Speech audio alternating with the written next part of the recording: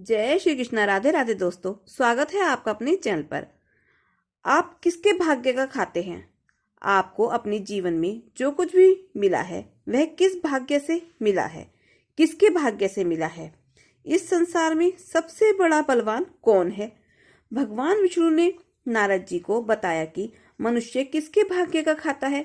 चलिए इसे हम भगवान विष्णु की एक कथा के माध्यम से समझते हैं। एक बार की बात है, नारद जी पृथ्वी लोक से घूमकर बैकुंठ धाम जा पहुंचे। भगवान विष्णु ने आदर पूर्वक उन्हें बिठाया और प्रसन्न होकर आने का कारण पूछा। नारद जी कहते हैं, हे प्रभु, आपने अपना नाम कृपा निधान रखा है। इससे आपके प्रिय जो भक्त हैं वही तर पाते हैं। आज मेरे मन में एक प्रश्न है कि हम सब किसके भाग्य का खाते हैं? हे प्रभु, कृपया आप मेरा मार्गदर्शन करें। जो सामान्य नर नारी हैं वे इस ज्ञान से वंचित रह जाते हैं। इसीलिए आप मुझे कोई ऐसा सरल मार्ग बताएं जिससे सामान्य भक्त आपकी भक्ति कर मुक्ति पा सके। नारद जी की बातें सुनकर भगवान विष्णु बोले, हे नारद जी, मेरी बात ध्यान पूर्वक सुनो। जो नर नारी मेरे व्रत का पालन करेंगे और श्रद्धा भक्ति से मेरी पूजा अर्चना करेंगे उनके लिए स्वर्ग के द्वार साक्षात खुले होंगे। इसके बाद विष्णु जी नारद जी से कहते हैं, इसे मैं आपको एक कथा के माध्यम से बताता हूँ। भगवान विष्णु जी कहते हैं, जो भी भक्त इस कथा को सुनेगा और मेरा थोड़ा सा भी नाम लेकर पूजन करेगा वह सीधा बैकुंठ धाम को प्राप्त करेगा। प्रेम से बोलिए लक्ष्मी नारायण भगवान की जय हो। मोक्ष प्रदान करने वाली ये कथा सुनते हैं और जानते हैं कि हम सब किसके भाग्य का खाते हैं। एक नगर में एक राजा अपनी दो बेटियों तथा पत्नी के साथ रहता था। एक दिन राजा भोजन करते समय अपनी दोनों बेटियों तथा अपनी पत्नी से पूछता है कि तुम सब किसके भाग्य का खाते हो? तब बड़ी बेटी बोली, पिताजी, मैं आपके भाग्य का खाती हूँ। जबकि छोटी बेटी बोली, पिताजी, मैं तो अपनी किस्मत का खाती हूँ। तब राजा ने क्रोध करते हुए अपनी पत्नी की तरफ देखा तो पत्नी ने भी डरते डरते कहा कि स्वामी, मैं तो आपके भाग्य का ही खाती हूँ। यह सुनकर राजा को बहुत क्रोध आया और उसने कहा कि मैं पूरी नगरी को खिलाता हूँ, तुम सबके लिए इतनी मेहनत करता हूँ, रोज तुम्हें अच्छा अच्छा भोजन खिलाता हूँ, नए नए वस्त्र और आभूषण पहनने के लिए मंगवाता हूँ, परंतु हमारी छोटी बेटी कहती है कि वह अपनी किस्मत का खाती है। तब गुस्से में आकर राजा ने अपने मंत्रियों को आदेश दिया कि जाओ, दो लड़के ढूंढ कर लाओ। मेरी बड़ी बेटी के लिए राज दरबार के राजा का पुत्र ढूंढो और छोटी बेटी के लिए गरीब लड़का ढूंढो। जिस समय राजा यह बात बोल रहा था वहां दरबार में सभी मंत्री, पहरेदार, चौकीदार सब मौजूद थे। तब सभी मंत्रियों को राजा की यह बात बड़ी हैरानी हुई सुनकर, लेकिन किसी में इतनी हिम्मत नहीं थी कि वह पलटकर राजा से पूछे कि महाराज, आप अपनी दोनों बेटियों के साथ भेदभाव क्यों कर रहे हैं? किसी ने कुछ नहीं पूछा। कुछ दिनों बाद राजा ने अपनी बड़ी बेटी का विवाह एक राजा के पुत्र से कर दिया और छोटी बेटी का विवाह एक गरीब भिखारी के लड़के से कर दिया। दोनों बेटियां जब ससुराल जाने लगी तो राजा ने बड़ी बेटी को बहुत सारा दान दहेज देकर बहुत सारे आभूषण, स्वर्ण, चांदी, हीरे मोती आदि दिए और बहुत सारे रेशमी सुंदर वस्त्र दिए, जबकि छोटी बेटी को बोरी के टाट के कपड़े सिलवाकर उसे पहनाकर भेजे और कुछ नहीं दिया।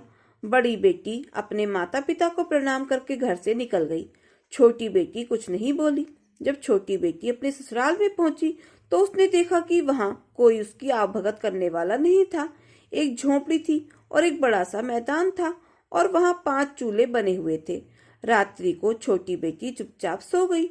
सुबह जब वह सोकर उठी तो उसने अपने जेठ जी से पूछा कि यह 5 चूल्हे यहाँ पर क्यों हैं? तब बड़े जेठ ने कहा कि वह हम 5 भाइयों के 5 चूल्हे हैं। राजा की छोटी बेटी ने कहा कि ठीक है, लेकिन आप सब झोली लेकर कहाँ जा रहे हो? जेठ थोड़ा समझदार था। उसने कहा कि बहू, हम सब तो भिखारी हैं, इसलिए हम सब तो भीख मांगने जा रहे हैं। जेठ ने कहा, बहू, तुम तो बहुत पैसे वाले राजा की बेटी हो। तुम्हारे मंत्री ने एक रात्रि को जबरदस्ती मेरे 5वें छोटे भाई को पकड़कर तुम्हारे साथ ब्याह करवा दिया। तब बहू बोली, जेठ जी, आपकी कोई गलती नहीं है, सबको अपनी किस्मत का मिलता है। मेरी किस्मत में जो था वह मुझे मिल गया। इसके बाद 5 भाई भीख मांगने के लिए चले गए। पीछे से बहू ने पूरे घर की साफ सफाई करी, पूरे घर को गोबर से लीपकर आंगन को लीपा। इसके बाद बड़े जेठ के चूल्हे को छोड़कर सभी के चूल्हे वहां से हटा दिए। शाम को जब पांचों भाई आए और घर को साफ सुथरा देखा तथा 4 चूल्हे हटे हुए देखे तो 4 छोटे भाइयों को बहुत क्रोध आया। उन्होंने कहा, हमारे चूल्हे कहाँ गए हैं? तब नई बहू बोली कि आज से हम एक ही चूल्हे पर भोजन बनाएंगे, मैं खाना बनाऊंगी और आप सब खाएंगे। यह सुनकर सबको बहुत ही अच्छा लगा। तब बहू ने कहा कि पहले आप सब नदी पर जाकर नहा धो लें, उसके बाद आते समय ठाकुर जी के मंदिर में दर्शन करके आना। यह सुनकर छोटे चारों भाइयों को बड़ा क्रोध आया, लेकिन जेठ थोड़ा समझदार था। उसने कहा, जैसा बहू कह रही है हम सब वैसा ही करेंगे। आज से पहले कभी भी पांचों भाई नहाए नहीं थे। चारों भाइयों ने नहाने के लिए मना किया, लेकिन बड़ा भाई समझदार था। उसने कहा, जैसा बहू कह रही है हम सब वैसा ही करेंगे। सभी तालाब पर नहाने के लिए चले गए और आते समय ठाकुर जी के मंदिर में पूजा पाठ करने के लिए गए, लेकिन कभी उन्होंने कोई पूजा पाठ करी नहीं थी, इसीलिए वह चुपचाप भगवान के आगे हाथ जोड़कर बैठ गए और फिर घर वापस आ गए। तत्पश्चात पांचों भाइयों ने भोजन किया। इतना स्वादिष्ट भोजन उन्होंने आज से पहले कभी नहीं किया था। भोजन करने के बाद चारों भाई झोपड़ी के बाहर सो गई और नई बहू अपने पति के साथ झोपड़ी के अंदर सो गई। सुबह जब वह सब सोकर उठे तो वापस से वहां पांचों भाई झोली उठाकर भीख मांगने के लिए जाने लगे। तब नई बहू ने कहा कि आज से आप लोग भीख नहीं मांगेंगे, मेहनत मजदूरी करेंगे। तब उसके जेठ ने कहा कि बहू, हमें कमाना नहीं आता है। तब नई बहू ने कहा कि जो भी काम मिले आप वही करना, लेकिन भीख मत मांगना। फिर 4 छोटे भाइयों को बहू की बात पर क्रोध आया, लेकिन बड़े भाई ने फिर से वही बात कही कि जैसा बहू कह रही है हम वैसा ही करेंगे। कमाने के इरादे से घर से निकल गए। 4 छोटे भाइयों को कोई ना कोई काम मिल गया। किसी को बोरियां उठाने का काम मिल गया तो किसी को कुली का काम मिल गया, लेकिन बड़े जेठ को कोई काम नहीं मिला। जब वह निराश होकर घर वापस आ रहा था तो उसका पांव गोबर में पड़ गया। घर आने के बाद जेठ ने कहा कि बहू, मेरा पांव गोबर में पड़ गया है। नई बहू ने कहा कि आपका पैर गोबर में पड़ गया है तो बाहर पहुंच दीजिए और घर के अंदर आ जाइए। सभी ने अपनी अपनी मजदूरी नई बहू को पकड़ा दी। उस दिन उन सबको बहुत ही अच्छा लग रहा था, क्योंकि उस दिन उन्होंने भीख नहीं मांगी। भीख मांगने से उनकी बहुत बेइज्जती होती थी, लेकिन आज उन्होंने मजदूरी करी तो उन सबको बहुत ही अच्छा लग रहा था। बड़े जेठ ने नई बहू से कहा कि बहू, मुझे कोई काम नहीं मिला है। तब बहू ने कहा कि कोई बात नहीं जेठ जी, रोज की तरह उस दिन वापस से सभी भाई तालाब पर नहाने गए। तालाब से नहाकर वापस आए और मंदिर में दर्शन करने गए।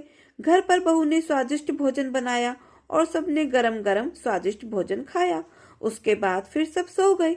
दूसरे दिन वापस वह कमाने के लिए निकल गए। उस दिन भी 4 छोटे भाइयों को तो कोई ना कोई काम मिल गया, लेकिन वापस बड़े जेठ जी को कोई काम नहीं मिला।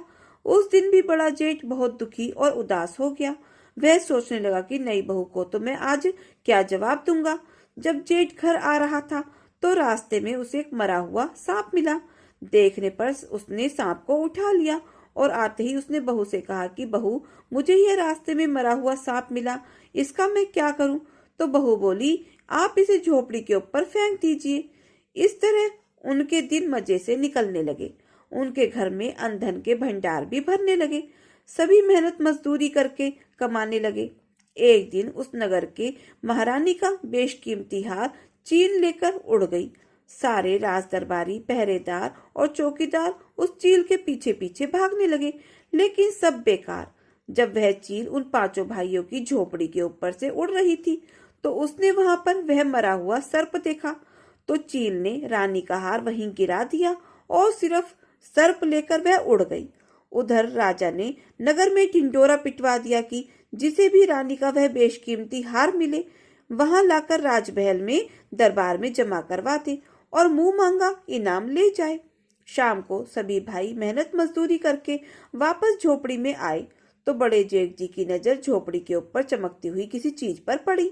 जब जेठ जी ने चमकती हुई चीज को उतार कर देखा तो वह बेशकीमती हार निकला।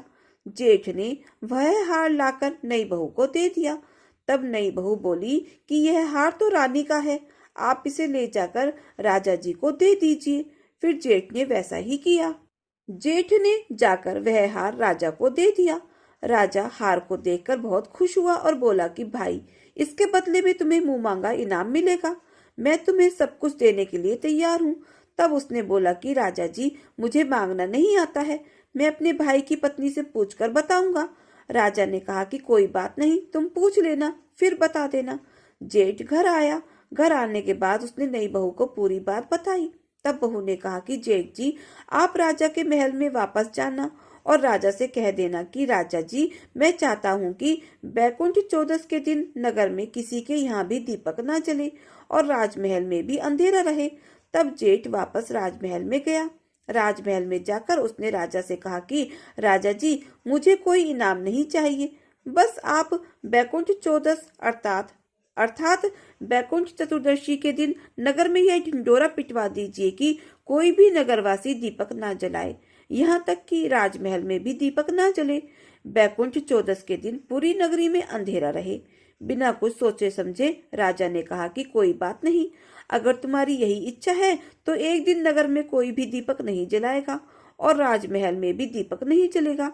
राजा ने पूरी नगरी में यह ढिंडोरा पिटवा दिया कि पूरी नगरी में बैकुंठ चौदस के दिन कोई भी दीपक न जलावे। दूसरे दिन बैकुंठ चौदस की रात्रि को किसी ने भी दीपक नहीं जलाया, यहाँ तक कि राजमहल में भी दीपक नहीं जला। लेकिन पांचों भाइयों की झोपड़ी में नई बहू ने चारों तरफ दीपक जलाए, कहीं पर भी अंधेरा नहीं छोड़ा। माता लक्ष्मी के पग बनाए और एक थाल तैयार करके वहां पर बैठ गई। जब बैकुंठ चौदस की रात्रि को स्वर्गलोक से माता लक्ष्मी मृत्युलोक में नीचे उतरी तो माता लक्ष्मी को उस नगर में सब जगह अंधेरा ही अंधेरा दिखाई दिया। केवल एक झोपड़ी जगमग कर रही थी। माता लक्ष्मी उस झोपड़ी पर आई और दरवाजा खटखटाने लगी। अंदर से बहू ने कहा कि कौन है? माता लक्ष्मी ने कहा कि मैं इस घर की बेटी हूँ। बहू ने अंदर से कहा, हमारे घर में आपके लिए कोई जगह नहीं है, क्योंकि हमारे पास खुद खाने की कमी है, हम आपको कहाँ से खिलाएंगे। थोड़ी देर बाद माता लक्ष्मी ने फिर से दरवाजा खटखटाया। बहू ने अंदर से पूछा कि आप कौन है? माता लक्ष्मी ने कहा कि मैं इस घर की बहू। तब भी बहू ने दरवाजा नहीं खोला। तीसरी बार माता लक्ष्मी ने फिर दरवाजा खटखटाया। तब नई बहू ने कहा कि आप कौन है? माता लक्ष्मी ने कहा कि मैं इस घर की बहू और 7 पीढ़ी तक इसी घर में रहूंगी। ऐसा सुनते ही नई बहू ने दरवाजा खोल दिया। जैसे ही माता लक्ष्मी ने झोपड़ी के अंदर पांव रखा तो उनका घर सुंदर महल में बदल गया। नई बहू ने माता लक्ष्मी को बैठने के लिए चौकी दी। माता लक्ष्मी ने कहा कि मैं तो पैसे वाले अमीर सेठ के घर में नहीं बैठूंगी। लेकिन नई बहू ने माता लक्ष्मी का हाथ पकड़कर चौकी पर बैठा लिया, क्योंकि चौकी पर बैठते ही माता लक्ष्मी ने साक्षात दर्शन दिए। तब नई बहू माता लक्ष्मी के चरणों में गिर पड़ी। कुछ देर बाद नई बहू ने माता लक्ष्मी की आरती उतारी। फिर क्या था, लक्ष्मी माता की कृपा से उनका घर धन धान्य से भर गया। सुबह जब पांचों भाई सोकर उठे तो उनका घर महल में बदल चुका था। सभी भाइयों के आश्चर्य का ठिकाना न रहा। माता लक्ष्मी की कृपा से धीरे धीरे वे नगर के सेठ कहलाने लगे और उनके भाई की पत्नी सेठानी कहलाने लगी। सब तरफ उनका कारोबार फैल गया, हर जगह उनकी चर्चाएं होने लगी। वे पांचों भाई केसर कस्तूरी का व्यापार करने लगे। उनका घर धन धान्य से भर गया। लक्ष्मी माता की ऐसी कृपा हुई कि उन पांचों भाइयों के पास नौकर चाकर हाथी घोड़े सब हो गए। बड़ी बहन के घर में सब कुछ ठप हो गया, कारोबार में घाटा लग गया। उसके यहाँ एक समय की रोटी के भी लाले पड़ने लगे और उन्हें अपना सब कुछ बेचना पड़ा। बड़ी बहू के सास ससुर ने अपनी बहू से कहा कि तुम तो कलंकनी हो, तुम्हारे आते ही हम सब बर्बाद हो गए हैं, और उन्होंने अपनी बहू को घर से निकाल दिया। बड़ी बहू अर्थात राजा की बड़ी बेटी रोती हुई अपने पिता के घर आई।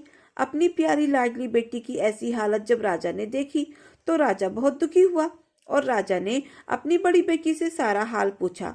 बड़ी बेटी ने रोते रोते सारा हाल अपने पिता को कह सुनाया। तब राजा ने मन ही मन सोचा कि मैं अपनी बड़ी बेटी के लिए इतनी देखभाल करके घर वर ढूंढा था, लेकिन इसकी ऐसी हालत है तो छोटी बेटी की क्या हालत होगी। पता नहीं वह जिंदा भी होगी या नहीं। अपनी छोटी बेटी के गांव में उसका हालचाल पता करने के लिए राजा निकल पड़े। तब राजा ने एक व्यापारी का वेश बनाया और केसर कस्तूरी बेचने के लिए अपनी छोटी बेटी के गांव में पहुंच गए। गांव में पहुंचते ही राजा ने जोर जोर से आवाज लगानी शुरू कर दी, केसर कस्तूरी ले लो, कोई केसर कस्तूरी ले लो। करते करते सुबह से दोपहर हो गई। तभी जिस गली में राजा ने आवाज लगाई, उसी गली में उसकी छोटी बेटी का हवेली नुमा मकान था। बेटी ने अपने पिता की आवाज पहचान ली। उसने ऊपर झरोके में से झांक कर देखा तो राजा को देखकर पहचान गई कि यह तो सच में हमारे पिता हैं। तब उसने अपने नौकरों से कहा कि बाहर जो आदमी केसर कस्तूरी बेच रहा है, उनकी केसर कस्तूरी को मुंह मांगे दाम में खरीद लो और उन्हें आदर से बुलाकर अंदर ले आओ तथा उनके लिए भोजन पानी की व्यवस्था करो। उन सब ने वैसा ही किया। बहुत अच्छी कीमत पर केसर कस्तूरी खरीद ली और उन्हें भोजन के लिए आसन लगाकर बैठाया। नए नए पकवान उनके खाने के लिए परोसे गए। बीच बीच में छोटी बेटी नए नए कपड़े पहनकर, अच्छे अच्छे आभूषण पहनकर और लंबा घूंघट निकालकर उनको परोसने लगी। राजा ने मन में सोचा कि उसके यहाँ बहुत सारी नौकरानियां हैं। उसके पिता हंसते हुए बोले कि बेटी, क्या तुम यहाँ नौकरानी का काम करती हो? तब बेटी बोली, नहीं पिताजी, यह मेरा घर है, मैं तो यहाँ की सेठानी। राजा ने कहा, अच्छा तू सेठानी है, लेकिन तूने तो वही फटे पुराने कपड़े पहन रखे हैं, वही बोरी के टाट वाले कपड़े पहन रखे हैं जिसे देखकर मैंने तुझे विदा किया था। तब बेटी बोली, नहीं पिताजी, बार बार जो अलग अलग नए नए कपड़े पहनकर आपको खाना परोसने आ रही थी वह मैं ही थी, और अब मैं जो आपके पास बोरी के टाट वाले कपड़े पहनकर आई हूँ यह भी मैं ही हूँ। छोटी बेटी ने कहा, पिताजी, मैं आज आपको बताना चाहती हूँ कि सब अपने भाग्य का ही खाते हैं। यह मेरी किस्मत है जो आज मैं इस नगर की सेठानी हूँ, और यहाँ आपकी किस्मत है कि आज आप केसर कस्तूरी बेच रहे हैं। इसलिए पिताजी, आज के बाद कोई किसी को यह न कहे कि वह एक दूसरे की किस्मत का खाते हैं। यह सुनते ही उसके पिताजी का सिर नीचे हो गया और उसने कहा कि बेटी, तुम जीती रहो, और तुम जीती, मैं हारा। उसके पिता ने हार स्वीकार कर ली। बेटी ने कहा कि पिताजी, आप हमसे हमेशा बड़े थे और बड़े ही रहेंगे। मैं तो सिर्फ आपको इतना बताना चाहती हूँ कि सभी मनुष्य अपनी अपनी किस्मत का ही खाता है, कोई किसी की किस्मत का नहीं खाता। इस संसार में सबसे बड़ा बलवान समय है और कोई भी व्यक्ति किसी दूसरे के भाग्य का नहीं खाता है। हर कोई यह सोचता है कि यह मेरे भाग्य का खा रहा है, लेकिन नहीं, कोई किसी के भाग का नहीं खाता। कोई जो खाता है वह अपने भाग्य का ही खाता है। हर दाने दाने पर खाने वाले का नाम होता है। आप यह न सोचे कि हम किसी को खिला रहे हैं। आप किसी को खिलाने वाले कौन है? इस संसार को खिलाने वाला तो एक ही है और वह है परमेश्वर। आशा करते हैं दोस्तों यह कहानी आपको बहुत पसंद आई होगी। तो दोस्तों, अगर कहानी पसंद आई हो तो कमेंट बॉक्स में जरूर अपने कमेंट लिखें, और कहानी अच्छी लगी हो तो प्लीज वीडियो को लाइक, शेयर और सब्सक्राइब अवश्य करें। अपना प्यार और सहयोग दें। मिलते हैं फिर ऐसे ही नई कथा कहानियों के साथ। धन्यवाद।